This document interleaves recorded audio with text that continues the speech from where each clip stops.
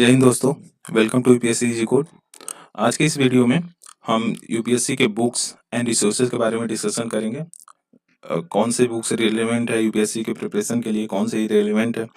जैसे इनिशियल में जब हम स्टार्ट करते हैं प्रिपरेशन, तो क्या होता है, हमारे माइंड में बहुत सारे फियर्स होते हैं कि कौन सी बुक्स पढ़नी चाहिए। आई मीन यूपीएससी से रिलेटेड क्या करना है, कोई आइडिया होता नहीं है। तो इसकी वजह से बहुत सारे प्रॉब्लम्स को हमारे इनिशियल टाइम में फेस करना होता है, ठीक है, फेस करना पड़ता है। तो उसी से रिलेटेड हम यहाँ पे बुक्स एंड रिसोर्सेज क्वेरी को डील करेंगे, ठीक है। उसके पहले हम एक कोट देख लेते हैं। ये है, your talent and ability will improve over time, ठीक है, but before that you have to start. क्या होता है, इनिशियल टाइम में बहुत सारे फियर्स होते हैं कि हम स्टार्ट कैसे करना है, क्या चीजें कैसे करनी है, कैसे चीजों को आगे लेके चलना है, ठीक है। तो इस वजह से ये सारी दिक्कतें आती हैं।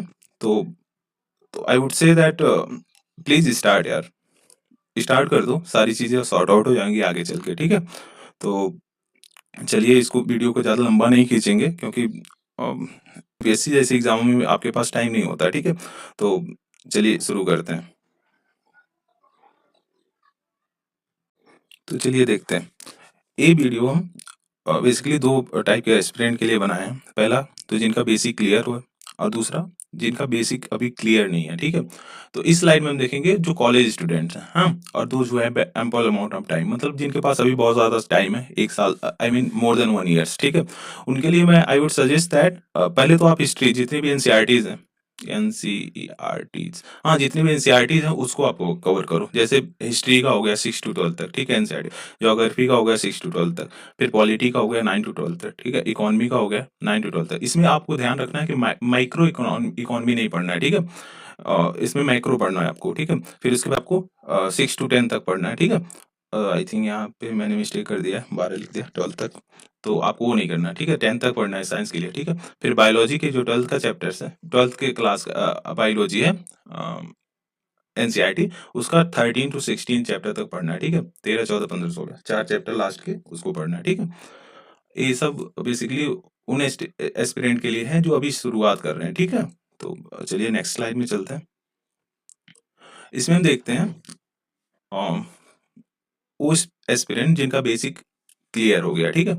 तो इसमें उनको क्या करना है एग्जैक्टली, देखो यार, मैं वही बताऊंगा जो मैंने फॉलो किया है, ठीक है। I will not share something which is beyond me, ठीक है।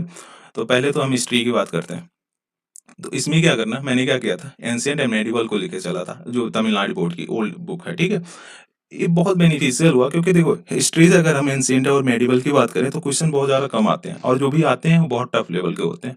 तो इसके लिए मैं ये नहीं बोलूँगा कि आप बहुत ज़्यादा इधर उधर भटको। ये सिंपल सा छोटा सा है, 150 पेजेस का है, आई थिंक बुक है, आप इसी को ले लो, इसी को पढ़ो, ठीक है।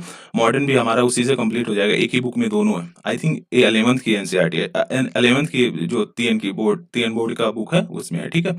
फिर उसके बाद वर्ल्ड हिस्ट्री के लिए, सॉरी, मॉडर्न हिस्ट्री के लिए ये हमारा रहेगा स्पेक्ट्रम, जो है a brief history of modern India spectrum, हम उसको पढ़ेंगे, ठीक है। फिर उसके बाद हुआ कि वर्ल्ड हिस्ट्री के लिए, वर्ल्ड हिस्ट्री का एक तो एनसीईआरटी आता है जो अर्जुन देव ने लिखा है, ठीक है, उसको आप पढ़ सकते हो। बट विजन आईएएस का मुझे लगा ज़्यादा रेलिवेंट है, ज़्यादा अच्छा है, क्योंकि अब इसके रिस्पेक्ट में देखें तो आपको नोट्स भी बनाना होगा, क्योंकि वर्ल्ड हिस्ट्री से मेंस में क्वेश्चन भी कम आते हैं, ठीक है। अभी ट्रेंड काफ़ी चेंज हो गया, तो मेंस से क्वेश्चन ज़्यादा पूछ नहीं रहा है इसमें। तो मेरे अकॉर्डिंग ये विजन आईएएस का मटेरियल ज़्यादा, क्योंकि पॉइंट वाइज दिया है, आपको ज़्यादा दिक्कत नहीं होगा, ठीक है।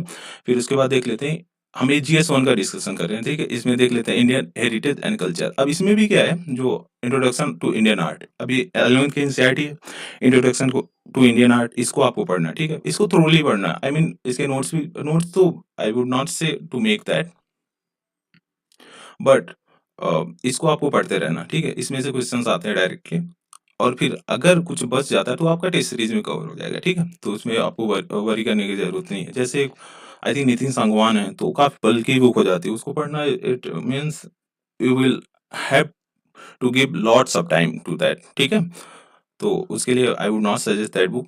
तो अब इसमें ज्योग्राफी पे आ जाते हैं। ज्योग्राफी पे मैं सजेस्ट करूंगा कि आप 11th और 12th की एनसीईआरटी पे ज़्यादा रिलाई करें, क्योंकि क्वेश्चन आपकी बारी जो 2024 में जो जिन्होंने भी दिया होगा उनको पता होगा कि डायरेक्टली इसी से आए थे, ठीक है। और उसके साथ आपको एटलस रखना, ओरिएंट ब्लैक सॉन का, एक ज़्यादा अच्छा है एक्चुअली। फिर उसके बाद test series, test series it's very important. कुछ चीज़ें आपको जो एनसीईआरटी में छूट जाएगा, जैसे लॉन्गिट्यूड लैटिट्यूड होता है, आई थिंक 6 के एनसीईआरटी में मेंशन है, ठीक है? इसमें ज़्यादा इसका डिटेल वे में दिया नहीं है, तो अगर आप टेस्ट सीरीज लगाते हो सेक्शनल का, तो उसमें आपको ये डिटेल वे में मिल जाता है, तो इसका आप नोट्स भी बना के रख सकते हो, ठीक है? फिर उसके बाद आते हैं हम सोसाइटी में। सोसाइटी में आपको कोचिंग मटेरियल पे ज़्यादा रिलाई करना है, न्यूज़पेपर, पीआईबी, गूगल करना है, ठीक है? जो भी टॉपिक आपको नहीं समझ आता है, आप जस्ट गूगल इट। ये सारी चीज़ें आपको हेल्प करेंगी, ठीक है? ज़्यादा भागना-वगना नहीं है यार, काफ़ी लिमिटेड रिसोर्सेज़ रखो और अच्छे से पढ़ाई करो, ठीक है? जितना ज़्यादा आप रिवीजन करोगे उतने ज़्यादा आपके लिए बेनिफिशियल होगा। क्योंकि इनिशियल टाइम में मुझे पता है कि ये सारी चीज़ें होती हैं कि बहुत सारा हम रिसोर्सेज़ के पीछे भागते रहते हैं, but that is not good. तो चलते हैं नेक्स्ट स्लाइड में। तो इसमें हम देखते हैं पॉलिटी एंड कॉन्स्टिट्यूशन, ठीक है? इसमें जो सिलेबस के अकॉर्डिंग है, एनसीईआरटी आपको 11th के एनसीईआरटी है, Indian constitution at work and political theory. इसके दोनों को आपको टॉप प्रायोरिटी पे रखना है एनसीईआरटी में, ठीक है? फिर उसके बाद लक्ष्मीकांत, इसका तो बात ही मत करें, मतलब ये तो एक तरह से बाइबल हो गया है यूपीएससी के लिए, ठीक है? तो इसको आपको पढ़ते रहना है, इसको रिवाइज करते रहना है, ठीक है? फिर उसके बाद गवर्नेंस में आ जाते हैं। इसमें क्या करना है, आपको कोचिंग मटेरियल पे ज़्यादा रिलाई करना है, ठीक है? क्योंकि देखो गवर्नेंस काफ़ी तितर-बितर हुआ इधर-उधर से, तो चेंजेस वगैरह आते रहते हैं, तो कोचिंग मटेरियल पे अगर आप रिलाई करते हो, that would be much beneficial for you, ठीक है?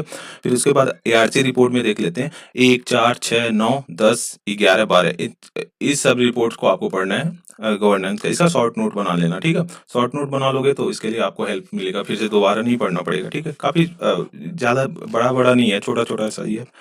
फिर उसके बाद सोशल जस्टिस पे आ जाते हैं। इसके लिए आपको न्यूज़पेपर और विजन मंथली कंपाइलेशन जो आता है करंट अफेयर्स का, उसको देखना है, ठीक है?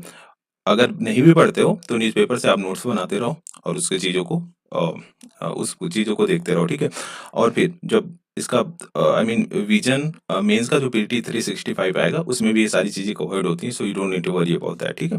फिर उसके बाद इंटरनेशनल रिलेशन की बात कर लेते हैं। इसमें क्या करना है, बेसिकली आपको न्यूज़पेपर पे ज़्यादा रिलाई करना है, चीज़ों को देखते रहना है, जो इंटरनेशनल सेक्शन आता है उसमें न्यूज़पेपर में, उसको देखते रहना है, ठीक है? फिर विजन आईएएस का जो मंथली कंपाइलेशन आता है, उसको भी आपको देखना है, ठीक है? फिर उसके बाद ऑफिशियल वेबसाइट पे विजिट करते रहना है, ठीक है? जैसे यूएन का हो गया, ठीक है? फिर आईएलओ का हो गया, डब्ल्यूएचओ का हो गया, ये सारी चीज़ें जो ऑर्गेनाइजेशंस हैं हमारे जीएस सेकंड में, उसको भी देखते रहना, ठीक है? तो इसमें ये हो गया। फिर थर्ड में आते हैं, तो जीएस जीएस थर्ड में देखते हैं, इसमें क्या करना है आपको।